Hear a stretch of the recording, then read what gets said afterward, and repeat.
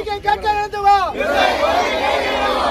ஆச்சரே ஆச்சரே கேக்குதா கேக்குதா விவசாயியின் உரிமை குரல் கேக்குதா? எழுந்து வா எழுந்து வா விவசாயிகள் கோரிக்கை. நாமக்கல் மாவட்ட ஆட்சியரை மாற்றிவிடு.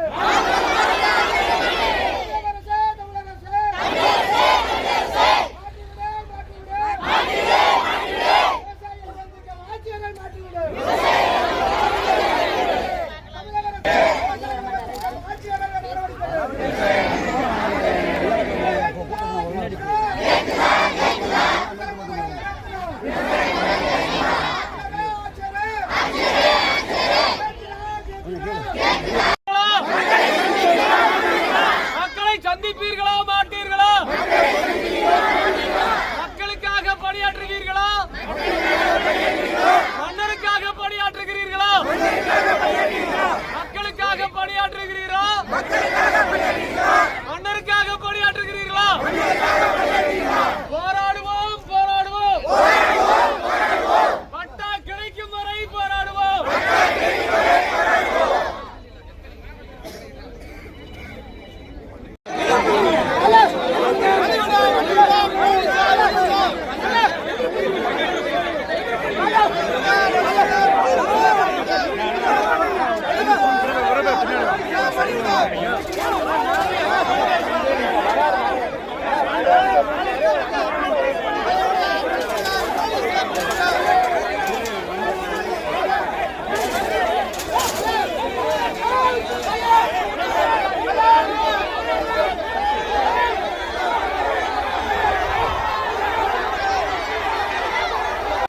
சட்டத்தையே கண்டுபிடிக்க மக்கள் திரண்டா சட்டம் கண்டுபிடிக்க மக்கள் திரண்டா இப்படியே போவோம்.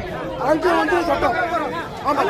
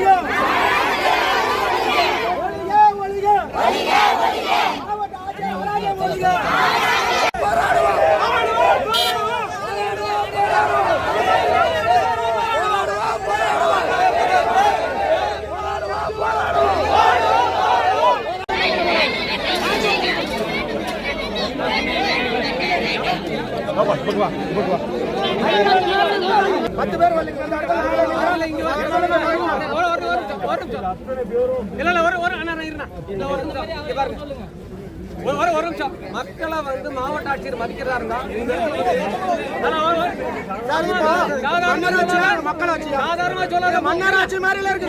என்ன சொல்றீங்க? எங்க 3 மணி நேரமா விவசாயி காத்துட்டு இருக்காங்க. குழந்தைய பெண்கள்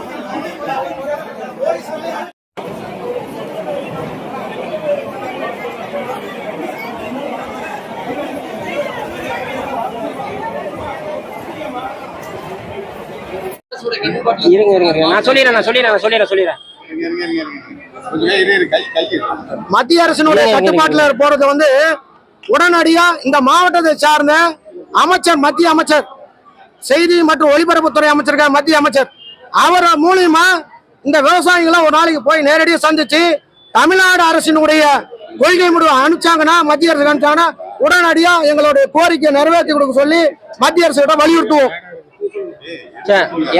எல்லாருக்கும் வணக்கம். நாமக்கல் மாவட்டம் ராசிபுரம் வட்டம் அன்சர்வே பிளாக் நம்பர் 2 இது. இந்த பிளாக்க 1954ஆம் வருஷம் மாநில அரசு கெஜெட் மூலியமா ஒரு அறிவிப்பு கொடுக்குறாங்க. என்ன அறிவிப்புனா, இந்த அன்சர்வே பிளாக்க காப்பு உணமா மாற்றக்கூடிய ஒரு நடவடிக்கைக்காக அவங்க வந்து ஒரு அறிவிப்பு கொடுக்குறாங்க.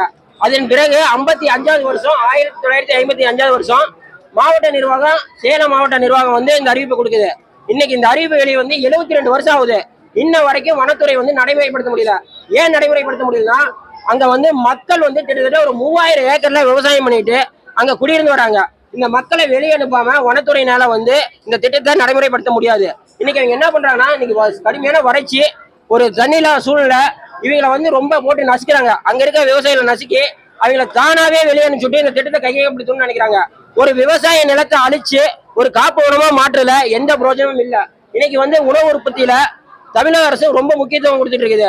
இன்னொன்னு, ஒரு பக்கம் வந்து விவசாயிகள் வாழ்வாதாரத்தை விட்டு வெளியே போயிட்டு இருக்காங்க, ஒரு பக்கம் மக்கள் தொகை அதிகரிச்சுட்டே போயிட்டு இருக்குது. இந்த சூழ்நிலையில விவசாயத்துக்கு தான் இந்த தமிழக அரசு முன்னுரிமை கொடுக்கணும்.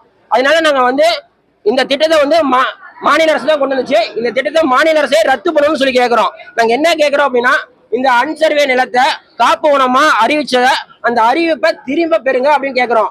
ஒரு விஷயம், இந்த கூட்டத்தின் வாயிலாக தமிழக முதலமைச்சர் சொல்ற ஒரே விஷயம் என்னன்னா, நாங்க இந்தியா சுதந்திரம் வாங்குறதுக்கு முன்னாடி இருந்து எங்க முன்னோர்கள் அங்கதான் வாழ்ந்துட்டு இருக்காங்க.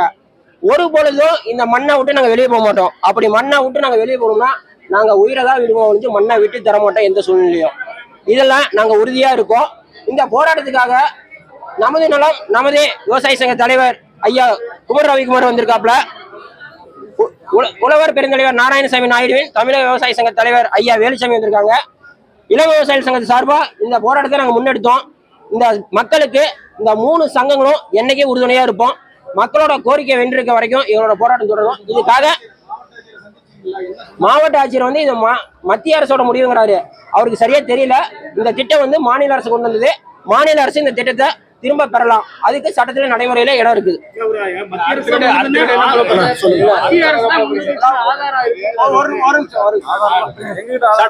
சட்டங்கள், நீதிமன்ற உத்தரவுகள் எல்லாம் வந்து மக்கள் நலன் சார்ந்தது தான். உங்களுக்கு தெரியும், காவிரி பிரச்சனையில வந்து 204 டிஎம்சி தண்ணீரோட சொல்லி 34 வருஷம் ஆச்சு. அது கொஞ்சம் கொஞ்சமா குறைஞ்சி இப்ப 175 டிஎம்சி கூட வர முடியாது இருக்குது. இந்த மாதிரி ஆயிரக்கணக்கான சட்டங்களும் உத்தரவுகளும் வந்து பின்தள்ளப்பட்டிருக்குது. இந்த மக்களுக்கு வாழ்வா சாவா பிரச்சனை. அந்த நிலத்தை விட்டு யாராலும் இந்த மக்களை வெளியேற்ற முடியாது. அதை தெளிவா மாவட்ட ஆட்சியர்கிட்ட சொல்லிட்டு வந்துட்டோம். வனத்துறை அத்துமீறி இந்த விவசாயிகளுக்கு தொந்தரவு கொடுக்கூடாதுங்கிறதையும் சொல்லிட்டு வந்துட்டோம்.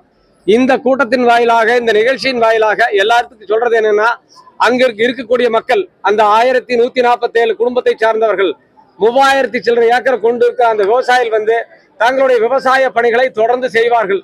அதை யார் தடுத்தாலும் நாங்க பொருட்படுத்தாத எங்களுடைய பணிகளை செய்வோம்னு அதுல உறுதியா இருக்கிறோம். அதை நாங்க மாவட்ட ஆட்சியிட்ட சொல்லிட்டு வந்துட்டோம்.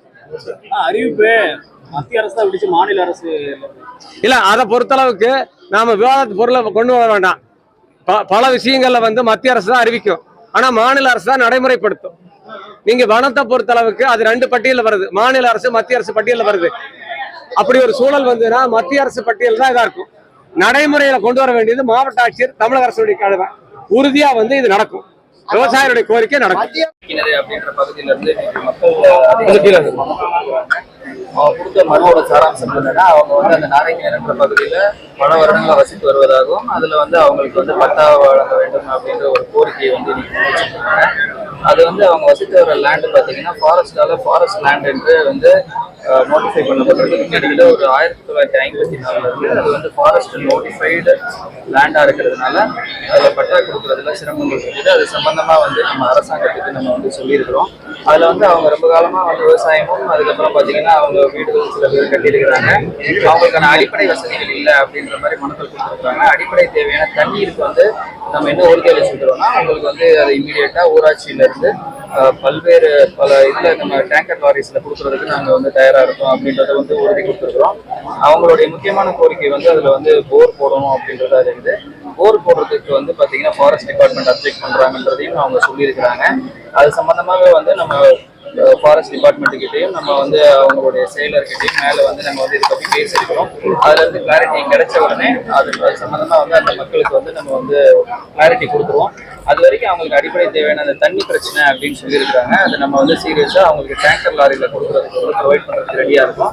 அதனால இதுக்கான தொடர் நடவடிக்கைகள் நடக்கும். அடிப்படை வசதி மட்டும் இல்ல சார், அவங்க கேட்கல பூமி வந்து மட்டும் கேட்கறாங்க.